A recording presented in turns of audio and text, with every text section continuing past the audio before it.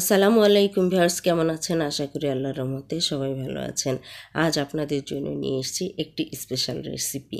এই রেসিপি দিয়ে আপনি যে কোনো ধরনের আচার তৈরি করতে পারবেন খুব সহজে, এবং বাড়িতে সহজে আচারের মশলাটা তৈরি করতে পারবেন। হ্যাঁ ভিউয়ার্স, আজকে আমি কিন্তু রেসিপি হিসেবে নিয়ে এসেছি আচার মশলা।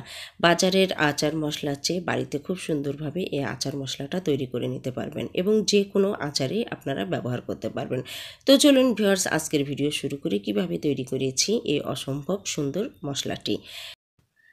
আচার মশলা তৈরি করার জন্য প্রথমে আমি এক পাত্রে দিয়ে দিচ্ছি 1 টেবিল চামচ পরিমাণে জিরা, দিয়ে দিচ্ছি 1 টেবিল চামচ পরিমাণ পাঁচফোড়ন,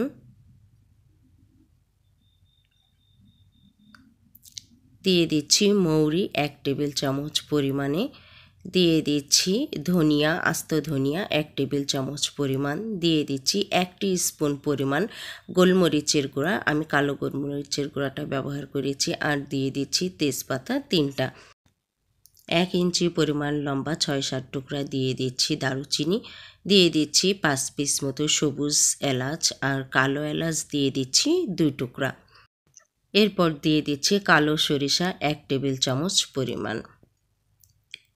এরপর দিয়ে দিচ্ছি শুকনা লঙ্কা 5 থেকে 6টি। তো এরপর একটু ভালোভাবে নাড়াচাড়া করে নিচ্ছি। জাস্ট 2 থেকে 3 মিনিট হালকা আঁচে নাড়াচাড়া করে নিলে দেখতে পারবেন যে একটা মচমচে ভাব চলে এসেছে। তবে খুব বেশি করে ভাজার দরকার নেই, এতে করে ফ্লেভারটাও নষ্ট হয়ে যায় এবং রঙটাও নষ্ট হয়ে যায়। তো জাস্ট এভাবে দেখতেই পাচ্ছেন যে কালারটা একদম পারফেক্ট আছে, এবং হালকা লালচে লালচে একটা ব্রাউন ভাব চলে এসেছে।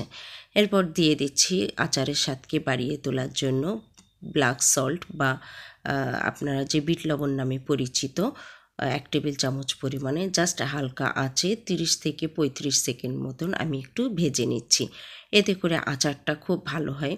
আমি কিন্তু জাস্ট একটা পারফেক্ট আচার মশলা তৈরি করে নিয়েছি। এভাবে যদি বাড়িতে আপনারা এই আচারের মশলাটা তৈরি করে নেন, এবং স্বাদে গন্ধে কিন্তু অটুট থাকবে আচারে, এবং আচারটা খেতেও খুব ভালো লাগবে।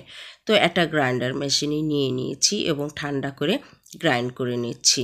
তো দেখতেই পাচ্ছেন পাউডারটা খুব সুন্দর পারফেক্ট হয়েছে। আমি কিন্তু এখনও চালিনি। ইচ্ছা করে আপনারা চেলে বোতলে ভরে ফ্রিজে রেখে দিতে পারেন। তো এভাবে আমি জাস্ট 2 থেকে 3 রকমের আচার তৈরি করা যাবে এই আন্দাজে এই মশলাটা তৈরি করেছি। তো আপনারা ইচ্ছে করলেও বেশি তৈরি করে ফ্রিজে রেখে দিতে পারেন। তো ভিউয়ার্স, আমার ভিডিওটি কেমন লাগলো অবশ্যই কমেন্ট বক্সে জানাবেন। তো আশা করি আজকের ভিডিওটি আপনাদের অনেক উপকারে আসবে। তো আমার চ্যানেলটি যদি ভালো লেগে থাকে তবে সাবস্ক্রাইব করে পাশে থাকুন। সে পর্যন্ত আপনারা ভালো থাকুন, সুস্থ থাকুন। আল্লাহ হাফেজ।